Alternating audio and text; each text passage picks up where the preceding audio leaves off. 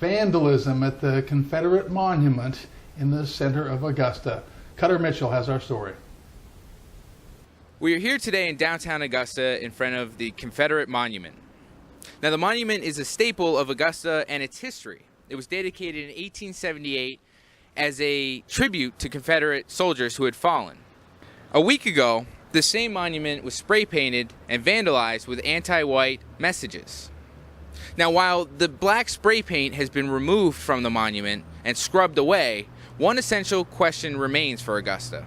In a city so divided by race, how will this affect the residents of the Garden City? Sources at the sheriff's office have told Divided City that investigators are looking at the possibility this crime was committed by a white person in attempts to stir up racial tensions within the city. As of late, no suspects have been named and no official determination has been made as to the motive behind the vandalism. For DividedCity.us, I'm Cutter Mitchell. We're here now with Corey Washington, who has written a book on racial stereotypes. Corey, how are you doing tonight? I'm doing pretty good, Tom. Tell us a little bit about yourself, Corey. I mean, why would you write a book about racial stereotypes? Well, first off, I'm a product locally of the CSRA. I went to school over in Aiken. I went to school in Augusta. I went to school at Augusta State. And so I just wanted to say that first. But basically what moved me to write this book, if you remember the climate that was involved around the time of Henry Louis Gates Jr. and Officer Crowley, this whole motion of a teachable moment, let's have a dialogue on race. And so I figured, well, why not enter the discussion on race? So I wrote a book. And this book is called Plain Talk, and it's available on Libris? What's it? Ex Libris. Ex Libris. Yes. Okay. This issue that came up in Augusta, somebody defaces a Confederate monument. Your initial thoughts about that, because you were the one who brought it to my attention. Right. I've been going downtown for quite some time, and for some particular reason, I never paid attention to this monument. But maybe about a month ago when I was downtown, I decided to stop at this particular monument and actually read what was on all four sides. And all three sides probably was not controversial, but I came to one side and it had a particular controversial phrase. I have it written down.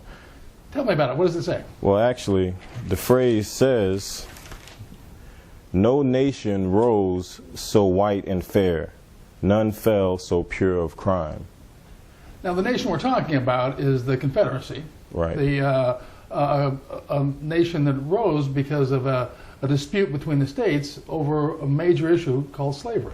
Right, and then if you look and you kind of analyze that side, you could see how some people may feel put off or excluded from the discussion. Now, we realize in the context of history that that's the certain time period, but for some people, maybe not thinking, they might see that and really feel excluded, and unfortunately someone chose to vandalize this monument.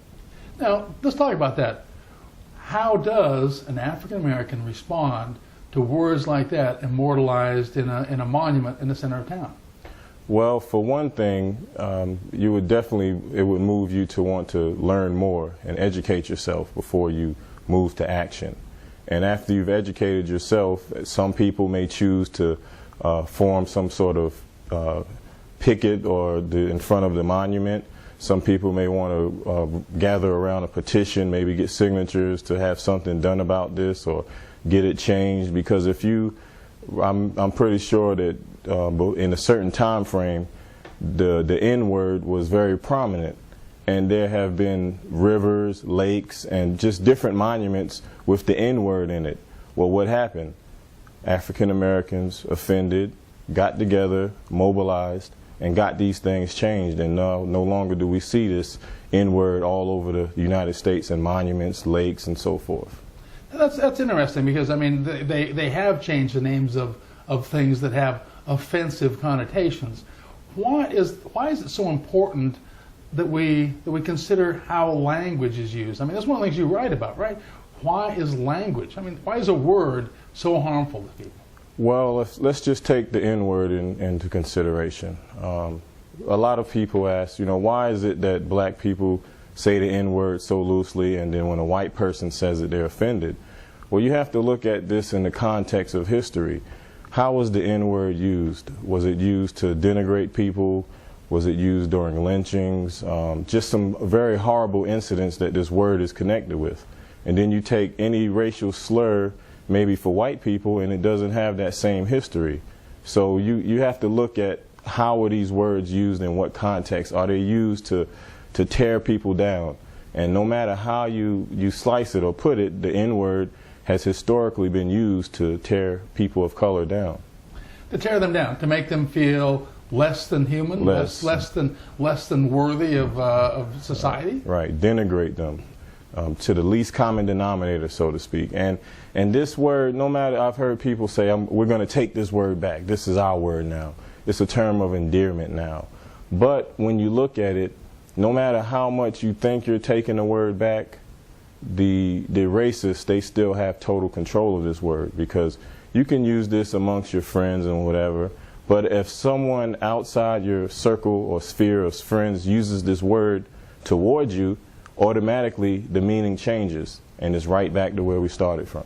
Now, you're a 5th grade teacher. 6th grade. 6th grade teacher. Right. Kids on the verge, junior high, almost in junior high, changing, and they're going into puberty. They're being exposed to a lot of stuff like this in music, and they're trying to find their own identity. What do you say to them about a word like this? That's kind of one of the disheartening things. You see a lot of insensitivity with young people. Just to give you an example, actually 2 quick examples. I showed a film on the Holocaust. Now, you know, sometimes it shows people in very compromising situations, maybe naked people, you know, going to the gas chambers.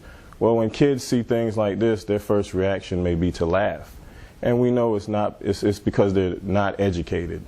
So, you know, that comes a part of it. We need to educate kids on the sensitivity of these words, the history, where they come from. Also, another example I write about in the book is a situation that doesn't involve white on black. It involves 2 African American kids. One kid was a light-skinned kid and the other kid was a darker-skinned kid. And this light-skinned one was calling the darker one Blackie. Now that's a slur that I talk about in the book. But it was as if he didn't really, you know, it didn't matter, it didn't faze him, even though I pulled him outside, told him that this was a slur. And I pulled the girl outside and said, how do you feel about, you know, him calling you this? And she was unfazed. Well, to cut a long story short, the next day, the same boy used this slur again towards the girl. So it's a lot of insensitivity and just not really thinking about how words hurt people, going back to your original point.